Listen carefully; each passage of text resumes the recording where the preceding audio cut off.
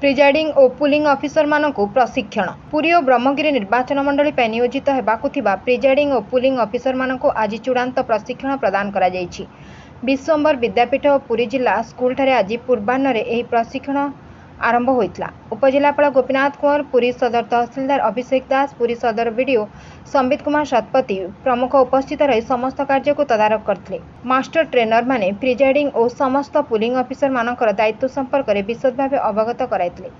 पूर्व प्रशिक्षण में सेमानंकु प्रशिक्षित कराजिबा सह प्रिजाइडिंग ऑफिसर भाव दायित्व निर्वाह पर उद्दिष्ट प्रिजाइडिंग ऑफिसर हैंडबुक प्रदान करा जाई एहाको तन्न तन्न करी पढ़िबाको परामर्श दिया। आज से सबर आलोचना सह जहार कोनोसी संदेह बा संशय थिला ताहाको समाधान करा जायथिला। सेमानंकु ईवीएम परिचालना करबाको मध्य व्यवस्था करा जायथिला।